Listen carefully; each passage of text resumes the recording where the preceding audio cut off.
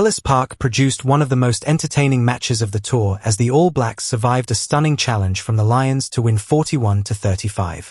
On paper, this was supposed to be another midweek fixture, another opportunity for New Zealand to rotate their squad and give players valuable minutes. Instead, it became a genuine contest that had supporters on the edge of their seats until the final whistle. The Lions entered the match knowing exactly what was expected of them. They were not expected to beat the All Blacks. They were not expected to dominate possession. But they were expected to fight, and from the opening minutes they showed that they had no intention of simply becoming another name on New Zealand's tour schedule. For more than an hour, the Lions held the lead. They attacked with confidence, defended with enormous commitment and made the All Blacks work for almost every point. In the end, New Zealand's experience and late attacking quality proved decisive, but the 6-point margin showed just how close the Lions came to creating something extraordinary. For Dave Rennie, the result was valuable for another reason. A comfortable victory would have provided limited information. A difficult match against a determined provincial opponent gave him much more to analyse. Several players put their hands up for bigger opportunities, while other areas of the All Blacks game exposed weaknesses that must be corrected before the next test. The first major story of the evening was the performance of Nico Steyn. The Lions scrum half had an especially meaningful connection to Ellis Park. He attended King Edward VII School, located close to the stadium, meaning there were young schoolboys in the stands watching someone who had followed a pathway they could potentially follow themselves. And Steyn gave them a performance they will not forget. From the base of a ruck, he produced a clever dummy, accelerated through the defensive line and scored under the posts. It was a brilliant scrum half's try, but its significance went far beyond the 7 points on the scoreboard. Imagine being a young rugby player sitting in the stands with your schoolmates and watching someone from your own school score against the All Blacks. That is the kind of moment that can inspire a player for years.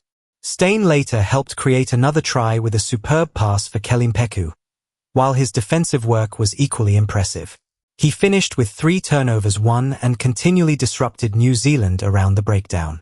His performance represented exactly what midweek touring rugby should be able to provide.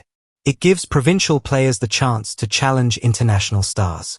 It gives supporters a chance to see different players step into the spotlight. And perhaps most importantly, it gives young rugby players someone they can identify with. The schoolboys in the stands did not simply watch a famous international player. They watched somebody who had once been a schoolboy himself. That connection is incredibly important for the future of the game.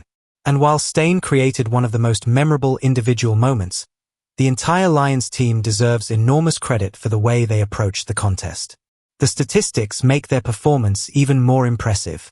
The Lions had only around 38% possession in the first half, yet they went into the break leading 21-17. They carried the ball significantly less than New Zealand and made far fewer meters overall, but they were ruthless when opportunities appeared. 5 genuine attacking opportunities produced 5 tries. That is outstanding efficiency. And Chris Smith played a huge role. Smith was perfect from the tee, converting all 5 of his attempts. Every kick mattered. In a 6-point defeat, missed kicks could easily have changed the story completely. But Smith gave the Lions maximum value from every scoring opportunity. His accuracy also allowed the Lions to maintain scoreboard pressure whenever New Zealand appeared ready to pull away. The Lions' defense was just as impressive. They were forced to make huge numbers of tackles, especially during the first half, when they made 76 tackles. That is an enormous workload. Yet they refused to collapse. They defended a New Zealand maul on their own line 4 times. They held the All Blacks up over the line twice. They repeatedly managed to turn desperate defensive situations into opportunities to clear their lines and reset. That resilience kept the Lions in the match. Their scrum was another major weapon. New Zealand struggled at times to establish dominance, and the Lions were willing to attack that weakness repeatedly. When Etienne Oosthuizen left the field injured, Hyron Andrews came on for his Lions debut. Later, Ivan van Rooyen changed his front row, and the replacements made an immediate impact. RF Schoeman and debutant Born Venter both helped produce scrum pressure. For a provincial team facing the All Blacks, that was a major statement. The Lions were showing that they could compete physically. But eventually, New Zealand's individual quality began to turn the match. And perhaps the biggest individual story for the All Blacks was Ethan Blackadder. His evening started with a major mistake. From the base of a line-out, with Noah Hotham positioned as the first receiver, Blackadder attempted a loop pass. The execution was poor. Sibabulwe Mahash intercepted the ball and raced approximately 28 meters to score. The Lions were suddenly 14-0 ahead after only 7 minutes. It was the kind of mistake that could have completely destroyed a player's confidence. Instead, Blackadder responded brilliantly. From that moment onward, he became one of the most influential players on the field. He carried 16 times, more than any other player in the match. He scored 2 tries. He repeatedly carried into contact. And he provided the kind of physical presence the All Blacks needed when the Lions were dominating the momentum. His second try was particularly impressive. It came at the end of a 50-meter attacking movement involving Rieko Ioane and Timoci Tavatavanawai, with Blackadder himself helping initiate the move before finishing it. That performance explains why Dave Rennie now has a genuine selection discussion on his hands. Alongside Wallace Sititi, Blackadder looked dangerous. The combination offered power, mobility, and attacking intent. And with competition for places in the All Blacks back row, both players have given the coaching staff plenty to think about. This is exactly why difficult matches can be more valuable than easy victories. If New Zealand had beaten the Lions by 40 points, the coaching staff might have learned very little. Instead, the Lions forced the players to operate under pressure. That pressure revealed character. Blackadder showed his ability to recover from a mistake. Other players showed their ability to handle difficult moments. And some players demonstrated that they may deserve bigger opportunities. Another player under significant attention was Richie Mo'unga. His return to the All Blacks jersey has been one of the biggest talking points. Mo'unga had not played for New Zealand since the 2023 World Cup final, so nobody expected everything to be perfect immediately. And there were certainly signs of rust. He kicked the ball out on the full early in the match. He had an uncomfortable moment after collecting a huge clearance from Quan Horn near his own posts. There were also missed conversions later in the game. But judging Mo'unga solely on those mistakes would be unfair. His greatest strength was the influence he had on the players around him. Mo'unga carried 15 times. He ran for 72 meters. He made 26 passes. And he repeatedly delivered the ball early enough for the players outside him to attack what was in front of them. That is the job of an international fly half. Sometimes the best performance is not the one with the most spectacular individual moments. Sometimes it is the performance that makes the entire attack function better. Mo'unga helped create the movement that produced Emoni Narawa's first try, and his passing helped New Zealand keep the ball moving at pace. There is still work to do. His kicking needs to improve. His decision-making will become even more important under test pressure. And his match rhythm will naturally improve with more minutes. But the signs were encouraging. The quality is still there. And that creates another fascinating selection conversation for Dave Rennie. Then came the performances of Emoni Narawa and Timoci Tavatavanawai, 2 players who gave the All Blacks a powerful attacking edge. Narawa was outstanding.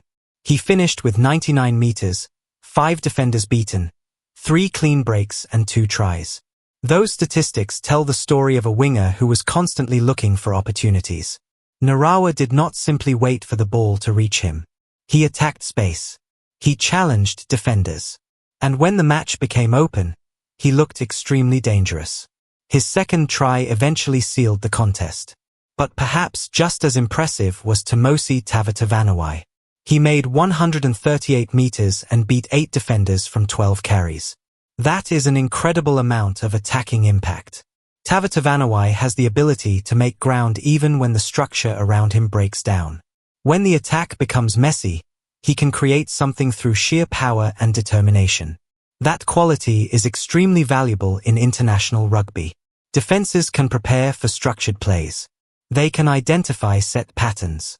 But it is much harder to prepare for a player who can simply break the defensive line and create meters when the original plan has disappeared.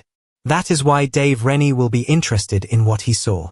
The All Blacks have plenty of talented backs, but competition is what pushes players to improve. Another experienced figure was Rico Ioane. With 88 test caps, Ioane brought enormous international experience to the team, and he used it effectively in the second half.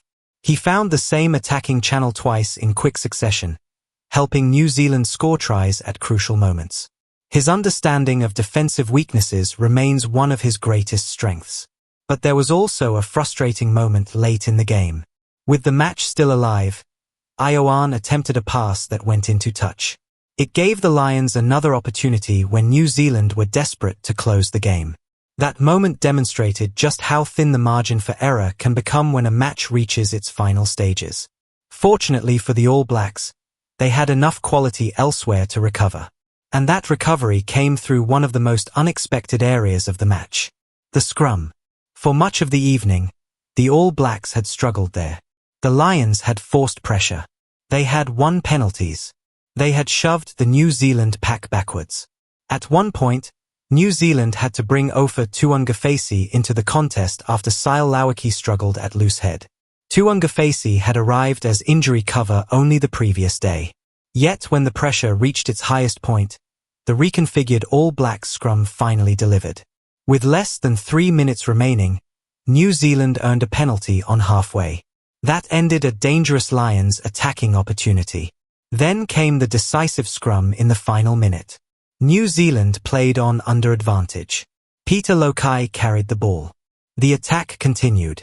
Beauden Barrett then released Emoni Narawa into space. Narawa finished the move, and suddenly the All Blacks had the score that put the match beyond doubt. From 21-17 down at halftime to a 41-35 victory, New Zealand had completed a dramatic turnaround. But the final score should not hide the problems they experienced. The scrum remains an area that must